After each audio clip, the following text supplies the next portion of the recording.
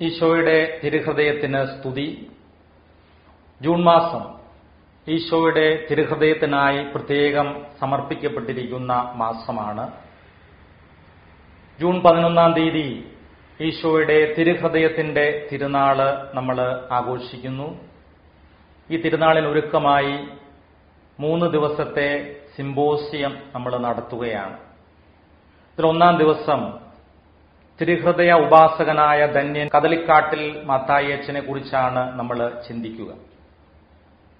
തിരുഹൃദയം ഒരു വലിയ പ്രതീകമാണ്. മനുഷ്യനോടുള്ള അദമ്യമായ സ്നേഹത്തെ പ്രതി എരിയുന്ന ദൈവത്തിന്റെ മനസ്സിന്റെ നേർചിത്രമാണ് തിരുഹൃദയം എന്ന് പറയുന്നത്. അഗ്നിജാലകൾക്ക് നടുവിൽ രക്തം വാർന്ന് ജ്വലിക്കുന്ന ഹൃദയത്തിന്റെ ചിത്രം നമ്മുടെയൊക്കെ ഭവനങ്ങളുടെ ചുവരുകളിൽ സ്ഥാനം പിടിച്ചിട്ടുണ്ട്. നമ്മുടെ സ്നേഹ വഴികൾക്ക് വലിയ ദിശാബോധം നൽകുന്ന ഒരു ചിത്രമാണത്. തന്റെ ഹൃദയത്തിലെ അവസാനത്തുള്ളി രക്തവും മനുഷ്യന് വേണ്ടി ചിന്തിയ ദൈവത്തിന്റെ പരമമായ സ്നേഹത്തിന്റെ പ്രതീകമാണത്. ഹൃദയം കൊടുക്കുക എന്ന് പറഞ്ഞാൽ സകലതും സമർപ്പിക്കുക എന്നാണ് അർത്ഥം. വിവാഹത്തിൽ ഒരു സ്ത്രീ പുരുഷന് തന്റെ ഹൃദയം കൊടുത്തു എന്ന് പറഞ്ഞാൽ, അല്ലെ പുരുഷൻ സ്ത്രീക്ക് തന്റെ ഹൃദയം കൊടുത്തു എന്ന് പറഞ്ഞാൽ തന്നെയും തനിക്കുള്ള സർവ്വതും കൊടുത്തു എന്നാണ് അതിന്റെ അർത്ഥം. കുരിശിന്റെ മുകളിൽ വെച്ച് ദൈവം തന്നെ ലോകത്തിന് സമ്പൂർണമായിട്ട് നൽകിയതിന്റെ പ്രതീകമാണ് തകർക്കപ്പെട്ട അവിടുത്തെ ഹൃദയം.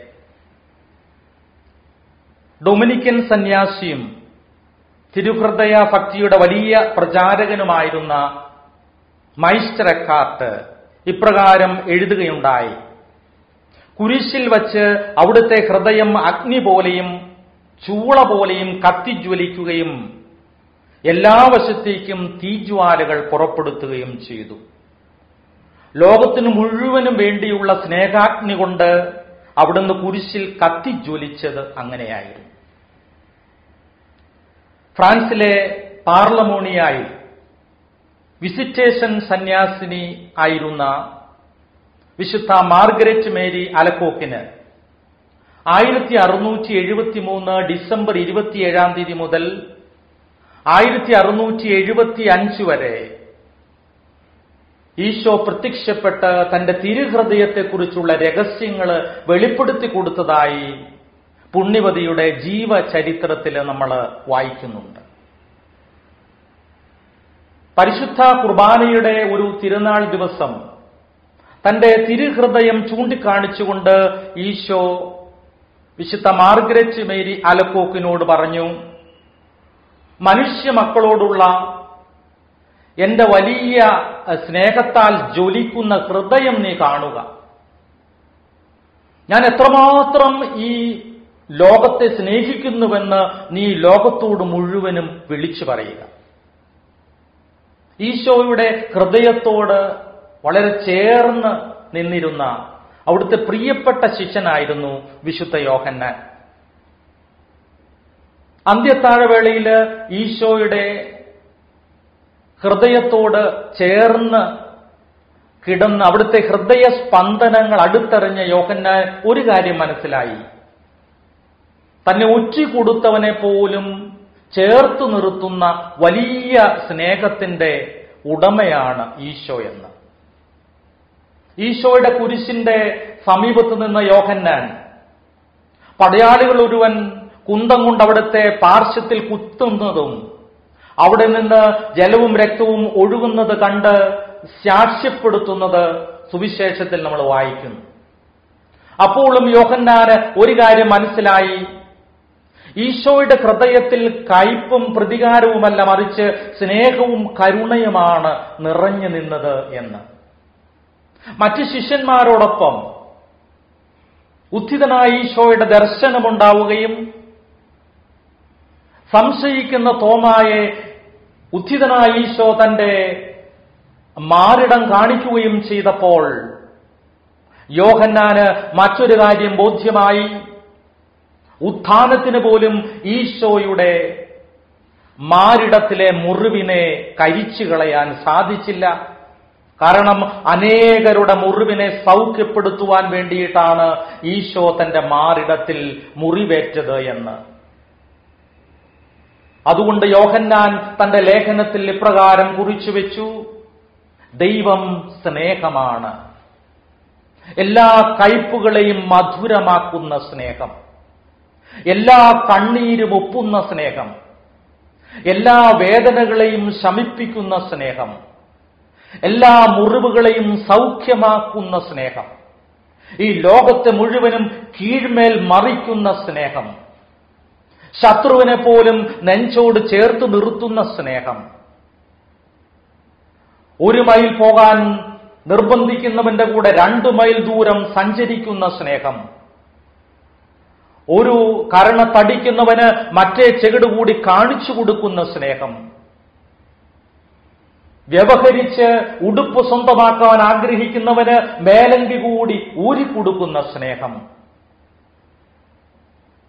പാപിയെപ്പോലും പുണ്യവാനാക്കുന്ന വലിയ സ്നേഹമാണ് ഈശോയുടെ സ്നേഹമെന്ന് യോഹന്നാന് ബോധ്യമായി. ലോകചരിത്രത്തില് ഈ സ്നേഹം അനുഭവിക്കുവാനിടയായ എല്ലാവരുടെയും ജീവിതത്തെ അത് സാരമായിട്ട് സ്പർശിച്ചിട്ടുണ്ട്. അവരുടെ ജീവിതത്തെയൊക്കെ അത് നവീകരിച്ചിട്ടുണ്ട്.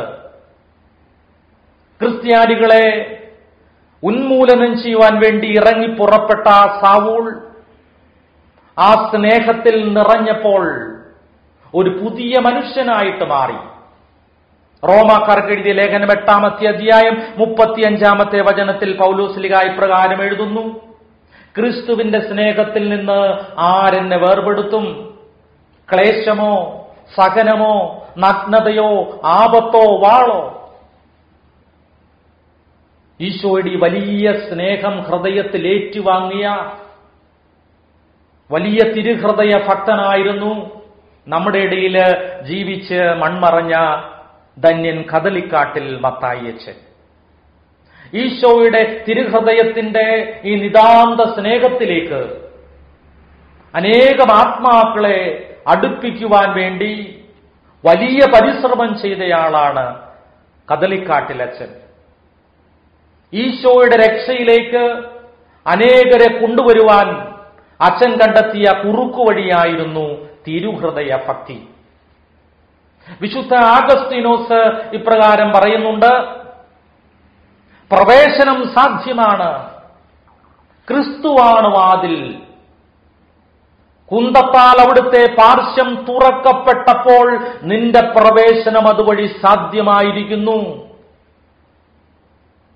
കുന്തത്താൽ അവിടുത്തെ ഹൃദയം തുറക്കപ്പെട്ടപ്പോൾ അവിടെ നിന്ന് വെള്ളവും രക്തവും ഒഴുകി.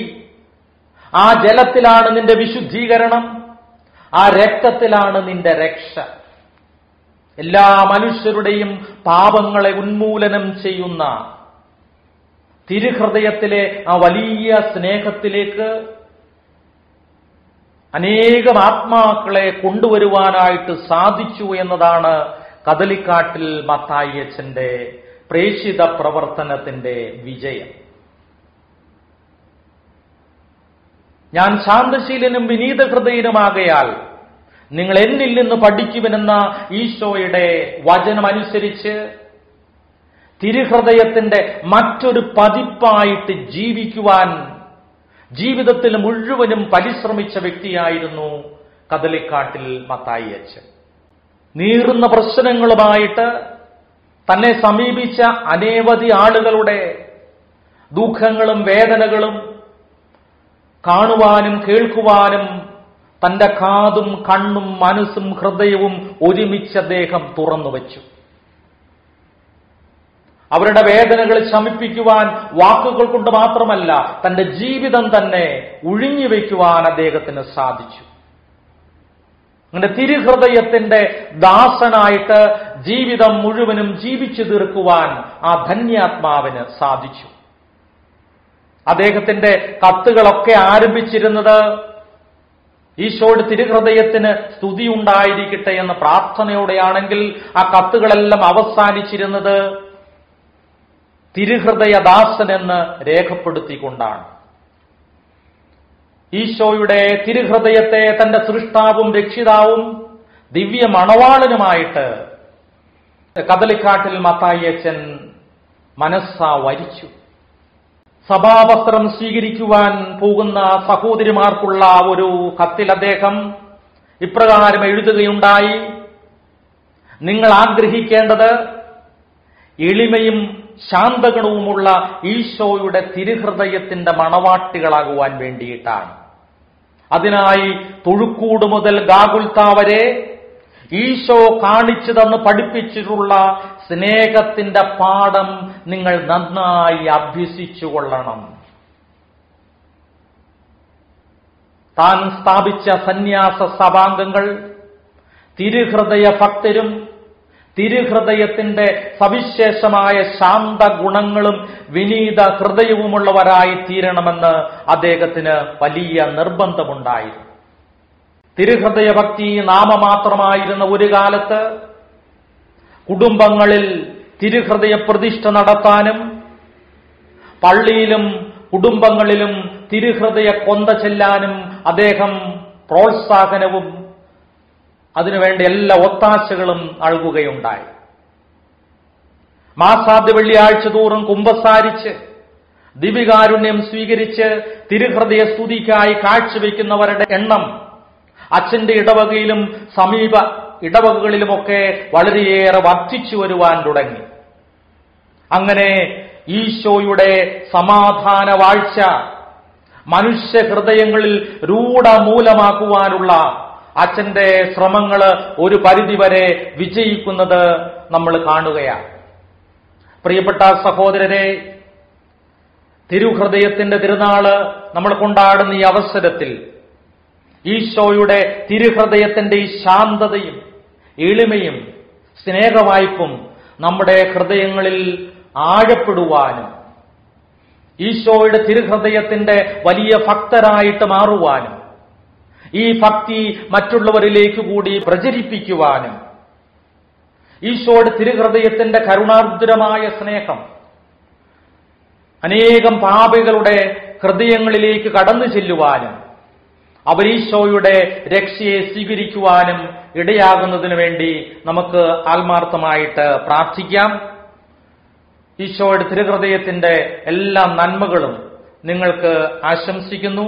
ഒരു നിമിഷം നമുക്ക് കണ്ണുകളടച്ച് പ്രാർത്ഥിക്കാം. ഹൃദയശാന്തതയും എളിമയുമുള്ള ഈശോയുടെ തിരുഹൃദയമേ, ഞങ്ങളുടെ ഹൃദയങ്ങളെ അങ്ങയുടെ ഹൃദയത്തിന് ഒത്തതാക്കി തീർക്കണമേ. അങ്ങയുടെ തിരുഹൃദയത്തിലെ എരിയുന്ന സ്നേഹാഗ്നിയിൽ ഞങ്ങളെ ജ്വലിപ്പിച്ച് നിന്റെ ആ വലിയ സ്നേഹത്തിന്റെ അവകാശികളാക്കി മാറ്റുവാനും മറ്റുള്ളവരിലേക്ക് ആ സ്നേഹം പകർന്നു കൊടുക്കുവാനും ഞങ്ങൾക്ക് അനുഗ്രഹം തരണമേ. ആമേൻ.